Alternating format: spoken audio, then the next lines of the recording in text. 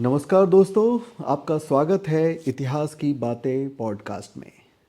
और मैं हूं आपका मित्र और मार्गदर्शक डॉक्टर सुरेंद्र। दोस्तों, आज हम भारतीय इतिहास के एक महत्वपूर्ण पहलू पर चर्चा करेंगे।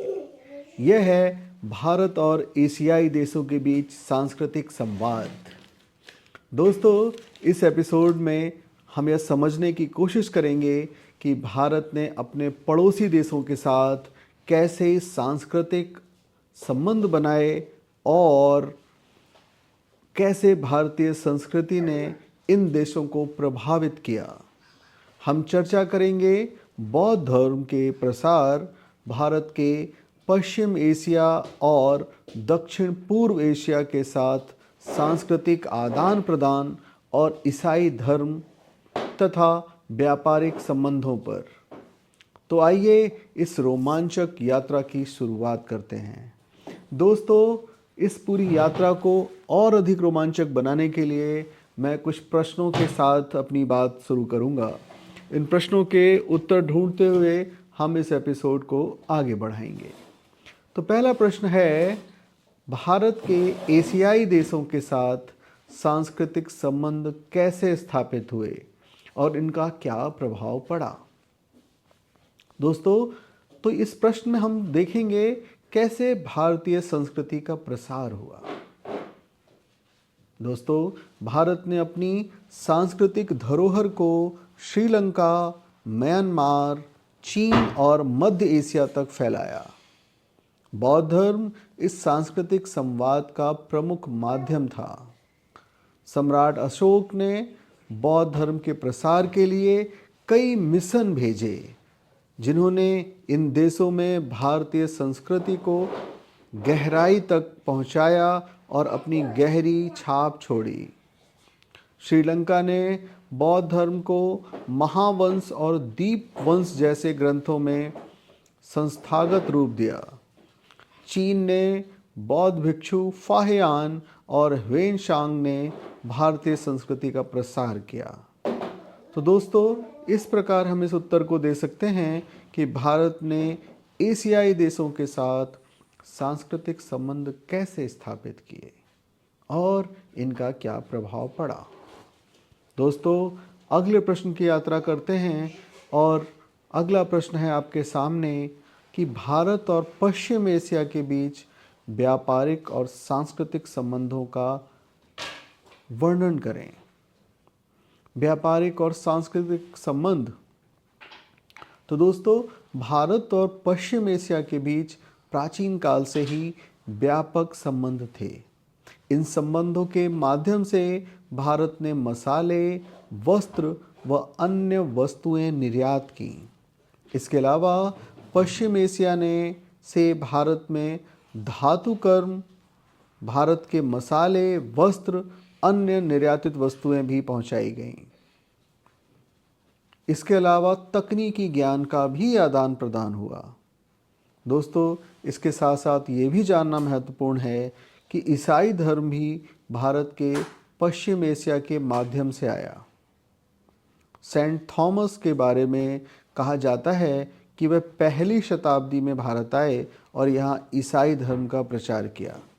इन संबंधों ने भारत को एक बहुसांस्कृतिक समाज बनने में मदद की।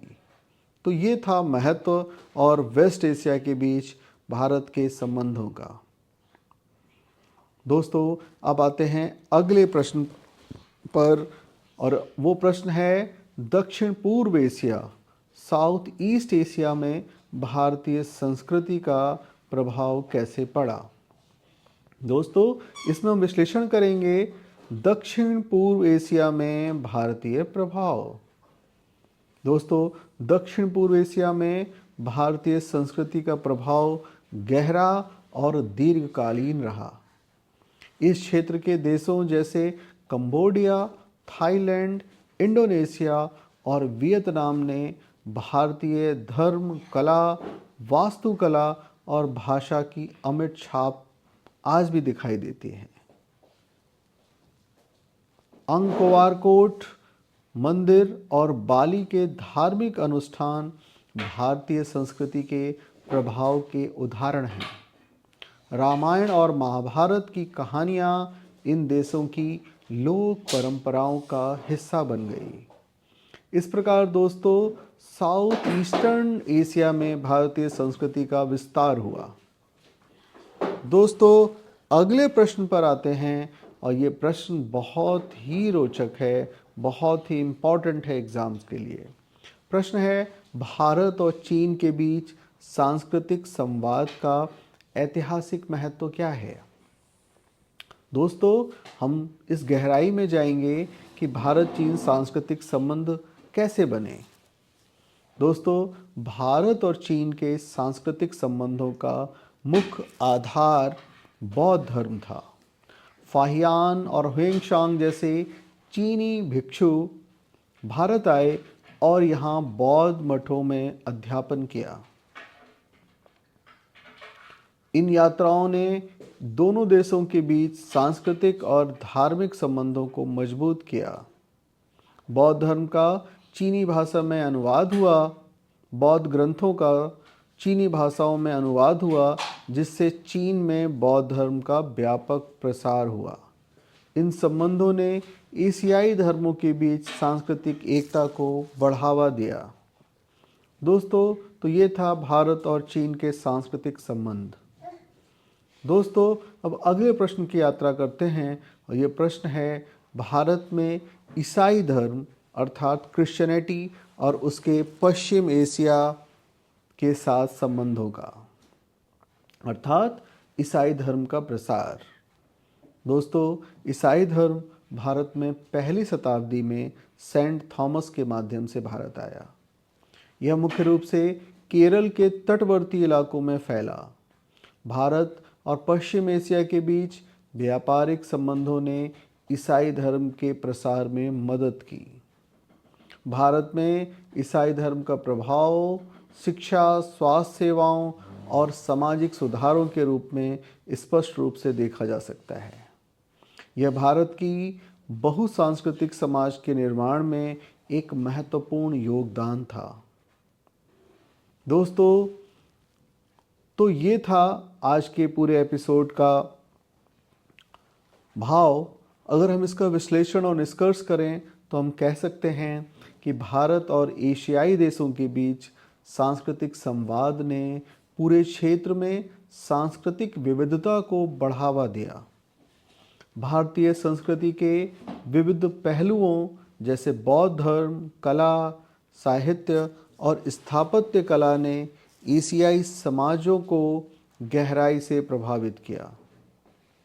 दोस्तों यह संवाद केवल एक तरफा नहीं था। भारत ने भी इन देशों से कई नए प्रकार की तकनीकों को और सांस्कृतिक पहलुओं को अपनाया। यह सांस्कृतिक आदान प्रदान हमें यह सिखाता है कि संवाद और सहयोग कैसे सामाजिक और सांस्कृतिक विकास में योगदान कर सकते हैं। तो दोस्तों ये था आज का एपिसोड। आप सुन रहे हैं इतिहास की बातें पॉडकास्ट अपने दोस्त सुरेंद्र के साथ। आज यही समाप्त करते हैं और मिलते हैं अगले एपिसोड में। दोस्तों हर रात्रि 8 बजे आपको ये एपिसोड्स मिलेंगे। डिस्क्रिप्शन बॉक्स में प्रश्नों को भी करें और एक ज्ञानवान समाज का निर्माण करें। धन्यवाद दोस्तों। Good night.